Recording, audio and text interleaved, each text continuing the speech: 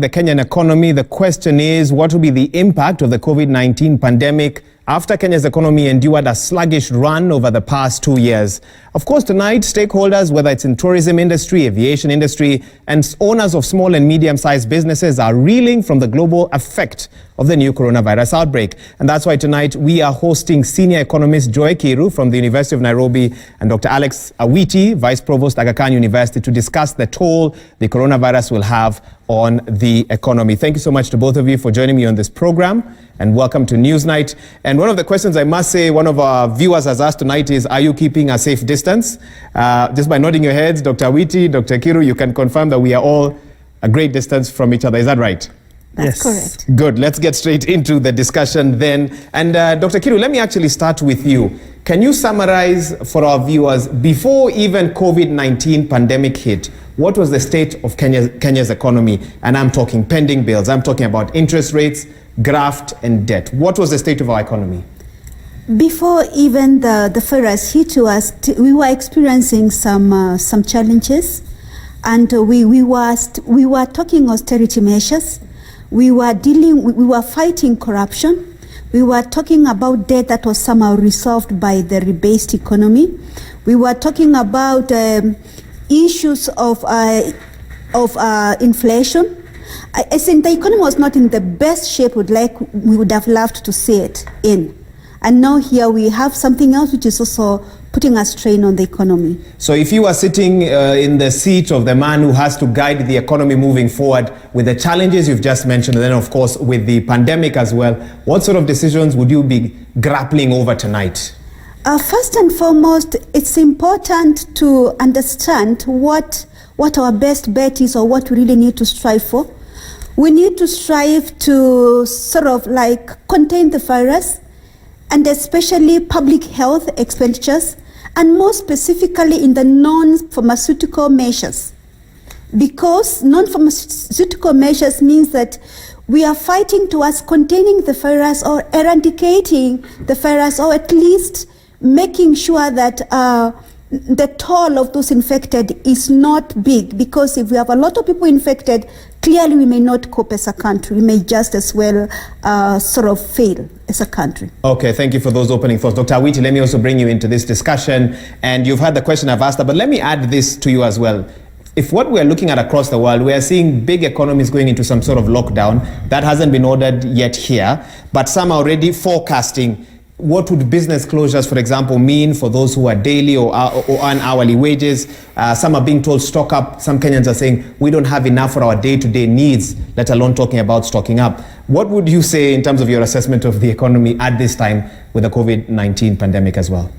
So Hege, that the global economy is in a coronavirus recession is a foregone conclusion. What governments across the world are trying to do now is to stave off a full-fledged depression.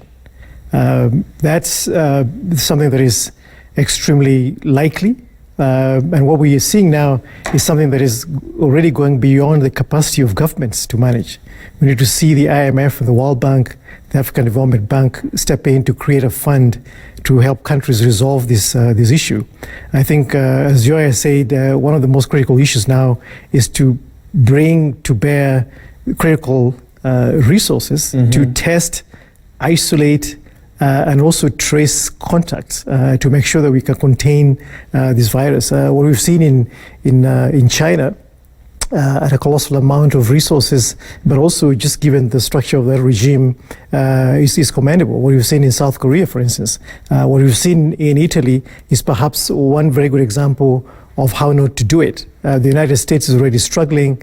What we need to think about here in Kenya is what we're going to do to contain the spread of the virus. What is interesting about this virus is that now we have patient number 4.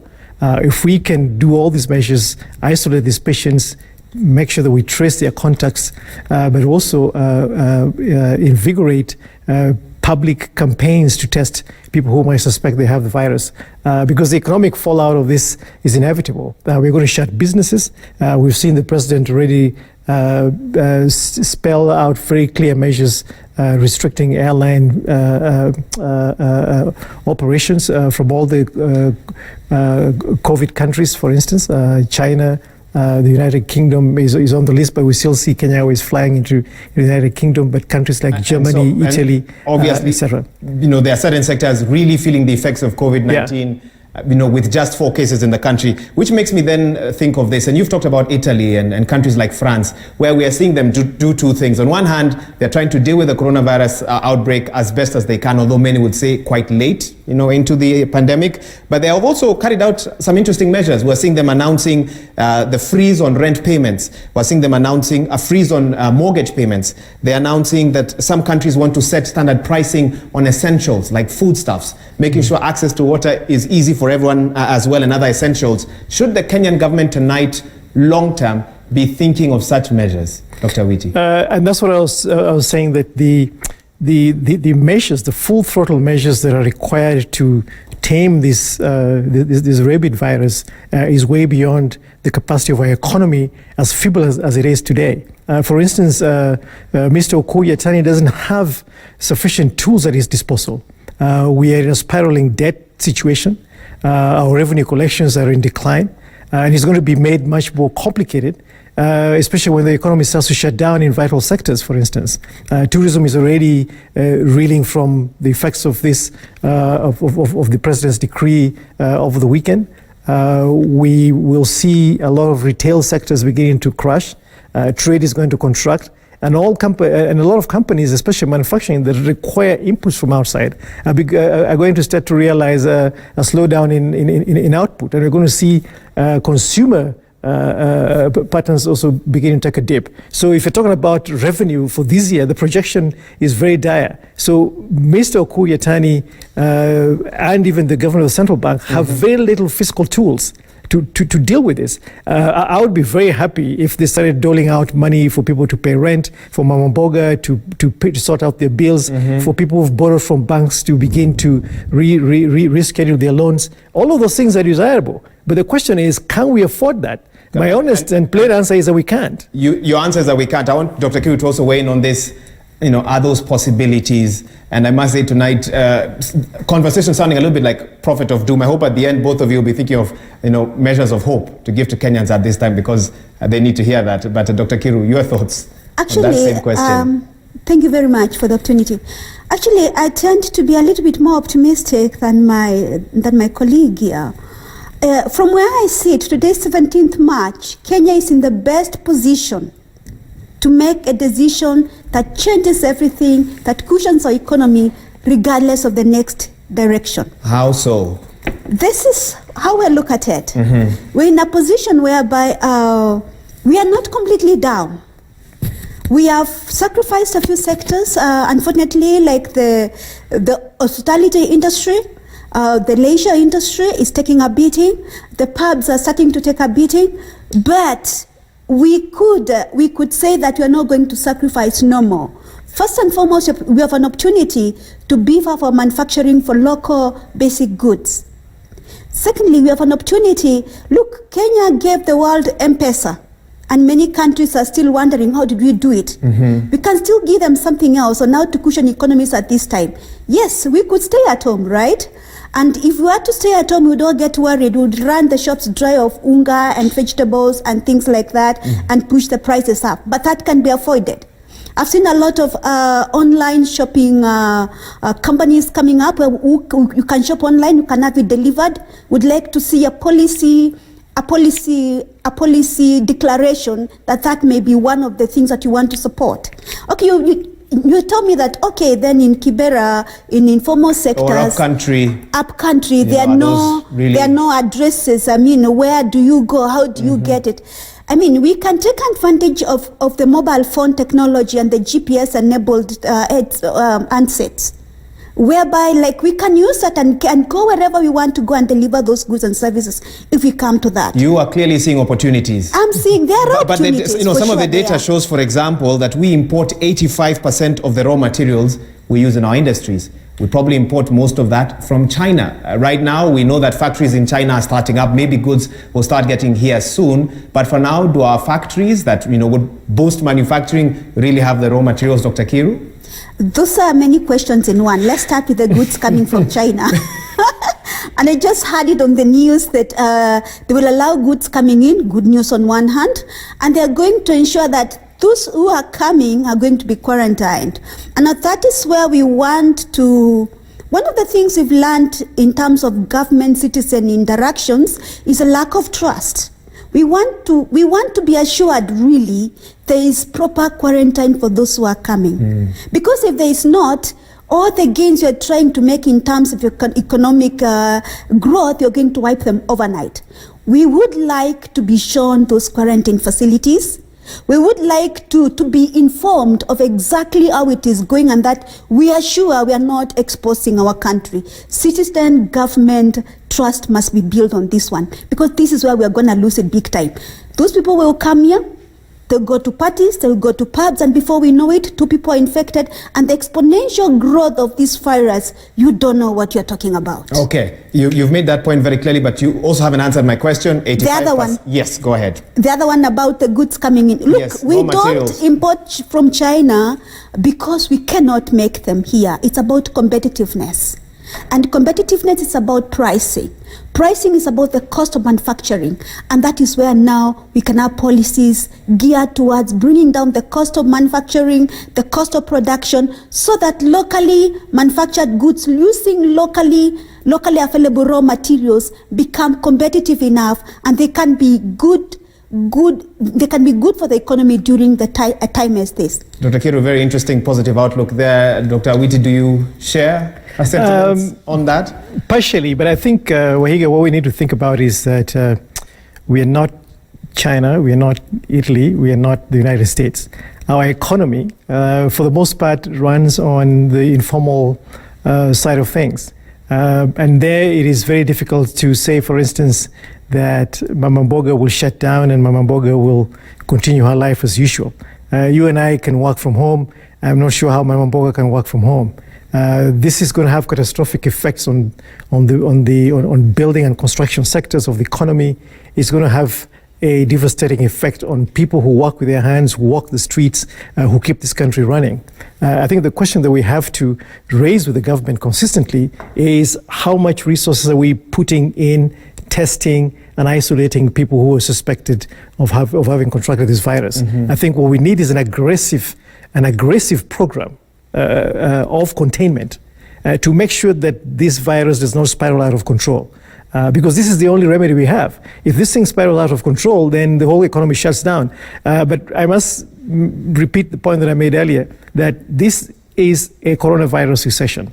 This requires us to mobilize global collective capability. The IMF, the World Bank, the African Development Bank must now begin to have a different conversation with treasury houses and central banks of different countries. Africa is especially vulnerable. We've seen in the last few days Germany, France, Italy, the United States throwing huge amounts of money at the economy, basically to stabilize and to make sure that life continues as usual. They're using measures like tax cuts, for instance. They're zero rating interest rates, for instance. They're giving payday loans, for instance. They're also cutting personal taxes that are due to the state by individuals. Now, I said these are tools that are available, but as a country we can't afford them, because then it undermines our capability to deploy precious public revenue in protecting citizens. But also then you will privilege a very small segment of the population. The vast majority of Kenya's 14 million workforce does not work in places like you and I. They work out on the streets. So that's about 10 million Kenyans or 12 million Kenyans. How do we protect these people who work really hard to keep the economy going? That's the big question. The only protection we can provide for them is to make sure the virus does not go out of control. Dr. Kiru, which then makes me wonder, as obviously, economy is predicting that the budget cycle will be disrupted in this country. Parliament, they've done that adjournment now for about 1 month or so. This puts at stake the budget making cycle. How money is allocated in this country. What, in your view, will happen to that process, and what should those who are behind that process be thinking about at this time as we look at the COVID-19 pandemic? I think a lot of focus is getting out of the day-to-day businesses into how to mitigate what is happening right now. And as we look at that, for example, we need to have a very good strategy, and learning from what we have learned before before in terms of controlling pandemics. I would like to say that right now, it's important to separate the usual day-to-day health business with and how we handle the pandemic. What am I saying? I don't see the efficiency in putting together these pandemic-related issues like testing and all that together in the normal health systems. And I'm borrowing this from what we've learned from controlling Ebola in other countries. For example, we've seen when Ebola struck in some countries, two things happened. First and foremost, there was need to specialize and target intervention and set aside funds for effective dealing with those interventions. So if I was a budget person right now, because the truth is, if you don't deal with us, in the long run, like King said, we are all dead. Thinking of anything else. So we have to deal with this thing right away before we go back to our normal day-to-day businesses. And this brings me to my point about specialization and targeting of interventions and resources. What am I thinking? Maybe someone will say that I'm crazy, but I'm thinking like we could look at some of the government institutions which are in disuse because of the current pandemic and designate those as this coronavirus handling facility. Okay. So that we can be able to target and be actually targeting all the resources towards there. And I guess the funds that will be used to run those organizations then be funneled into really fighting the coronavirus epidemic. Have you felt at any point that this is an indictment on our public health care when we talk about universal health coverage, the funds allocated to that? Are there lessons that we should be learning as Kenyans to pick up for later on when we talk about UHC? This is a big test for the universal health coverage. This is really a big test. But actually from where we are, the stage where we are now, like we said, everything is on the table, including complete lockdown of the country. But where we are now, we have a lot of advantage in utilizing the resources, the knowledge, the experiences, the learning, and to make sure that this virus does not beat us to the level where even developed countries have gone into. Okay. Because if we were to slide much down and down and down, I don't see us having any chance. Okay. But from where we are, we're at a very good vantage point whereby we can go up and regain our ability, especially with the declining virus in China. Okay, all right. Let me interrupt you because we have some feedback from some of our viewers. Remember, 22422 is the SMS line and the hashtag is NEWSNIGHT. Let me read a few of them and allow my guests here to respond to them. This one is from Nathan the Patriot. You're saying, we don't have to wait for Kenya to get hit hard. The government should order a total lockdown. Okay, that's a feeling of one of our viewers here tonight. Second, you are Okeo Jeremy. You say, I second the measures imposed by the government to contain the situation. However, to avoid negative impact on the economy, the government should emphasize on locally available resources. For example, by fully supporting those working in mining, fishing, farming, and the Juakali industries. Let's see what else we have here. Remember, the hashtag is NEWSNIGHT. Helen Wambiro says, what about companies like Kenya Power? If we'll be home all day, shouldn't they subsidize their rates? Okay, that's an interesting one. 6 units for 100 bob is just too little. Let's see here. Okay, now SMSs, this is via 22422. Someone is asking Philip here, please, can the government help us with the landlords or at least reduce rent by 30% until this pandemic is controlled? Okay, my guess here, you can see what Kenyans want to know tonight. James is asking, what of those with business loans? How are they going to pay if the situation is getting worse or will get worse? And another SMS, this is the last one here. Paul says, let the government kindly request the online loaning institutions not to put borrowers on CRB. Businesses are at a standstill and paying loans has become quite difficult. Dr. Awiti, I don't know which one you want to begin with first. Someone's asking about power and utility bills, rent, business loans as well. You can see the expectations and hopes of Kenyans, Dr. Awiti? I guess, Waiga, what this is suggesting is that Kenyans are crying out to the president for relief and the minders of the economy for some significant amount of social protection. I think there are various ways to kind of slice and dice this, but as we said, do we have the money? And if we have the money, is providing relief to private citizens the best way to use that money? I think what we should marshal is a capacity to contain and protect the citizens from contracting the virus, and hope that in that regard, then the economy slides back to normalcy. I think it's a really tight rope for President Kenyatta right now. I think there's a million different kinds of ways to think about this. But the question is, with the limited resources, we have to make very, very painful choices about how we salvage the economy. Okay, Dr. Kiru, your response to some of those messages: utility bills, rent, business loans, credit reference bureau listing, Kenyans asking for social protection. Let us start from the basics so that we do not put demands which may not work in our situation, but we could find other ways of trying to do the same things. First and foremost, Kenya is a market economy to a large extent, whereby the private sector plays a bigger role in the economy. These houses you're talking about, the landlord are private citizens. The government cannot force you to reduce your rent as a landlord. The government, some of these digital loans are owned by private entities, not the government.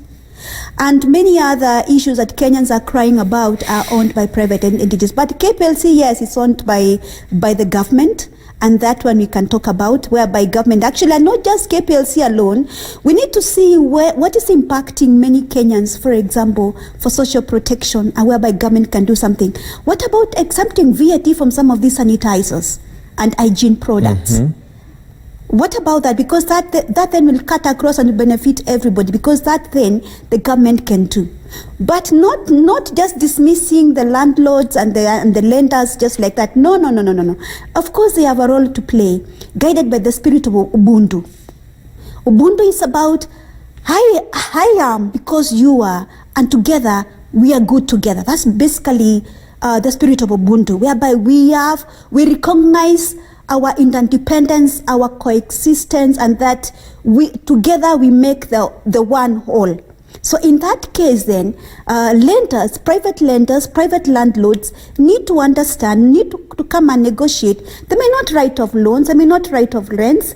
Okay, if they may be encouraged to do something to relieve households. You think it's time for them to have a dialogue with yes, their have tenants? a dialogue, negotiate solutions which are win-win for the both of them, because they are private citizens also needing their incomes, but on the other hand, your brother is hurting, so you need to come through for them Ubuntu, which keeps us together as human beings. Okay, thank you for introducing that word to this discussion. As we wrap up and as you give us your final thoughts, there are those who say that the government must find, over the next couple of months, ways to ensure that money circulates within the economy, spur spending, and coins trickle down to the ordinary mwananchi. What are your thoughts on that, even as we wrap up this discussion? Dr. Awiti, let me start with you.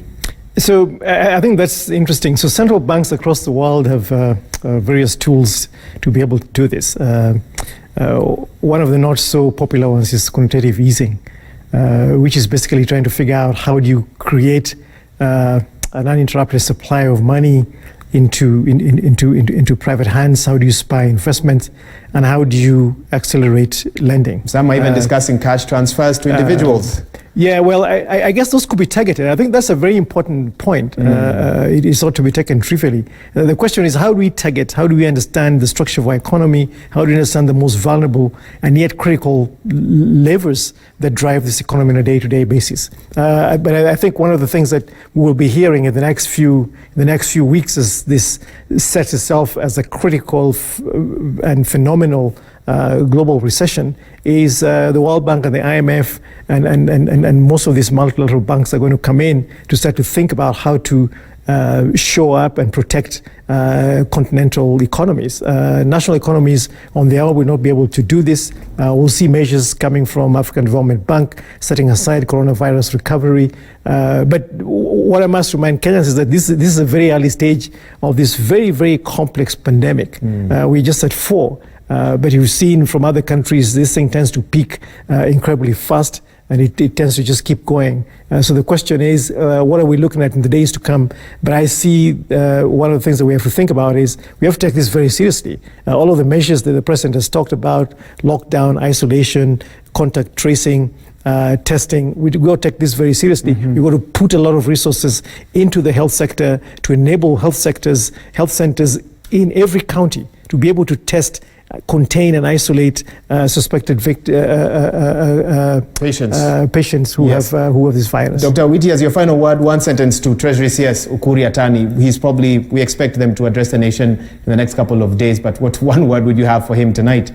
I think it's going to be extremely difficult for him to really balance the needs the critical agency to protect the country from the spiraling virus situation, but also to show up private businesses. I think what we created up now is airlines are going to have a serious problem. That means that tourism is going to be comatose in the next few months.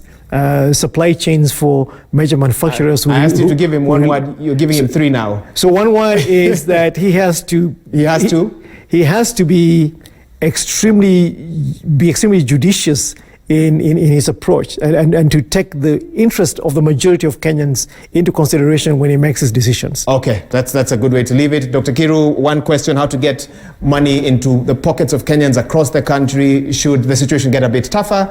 And then your one word to Treasury CS Ukuri Atani as you wrap up. Before that, I am encouraged to, or rather I feel like I need to comment on something about this coronavirus thing. I think the discussions are still pretty elite. We have not quite brought this discussion down to the common person. When you tell a common person, wash your hands with running water and soap, use sanitizers. If you feel symptoms, call your doctor before you go. Are you in touch with the 80% of Kenyans?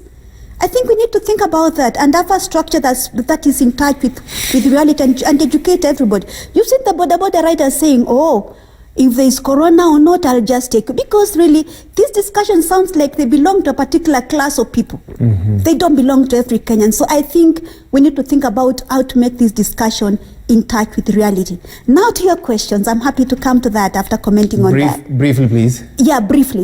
In terms of, to the treasurer, the government cannot run away from its role of social protection. You've said you don't have money, but this is a time when you have to find the money for social protection, especially as we don't know what comes next.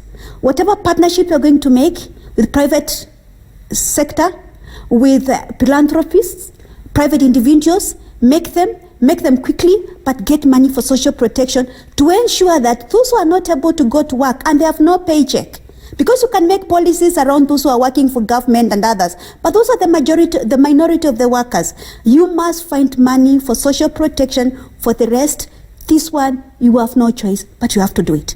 Thank you, Dr. Kiru. That's a very good way to leave it. We have had Dr. Joy Kiru, a senior economist at the University of Nairobi, and Dr. Alex Awiti, the vice provost at the Aga Khan University. Thank you so much for coming to share your views. Very interesting, I must say. Lots to think about, even as we await to hear more from the government with more updates in the coming days. Remember, we continue to await more of your feedback. 22422 is the SMS line, and the hashtag is Newsnight.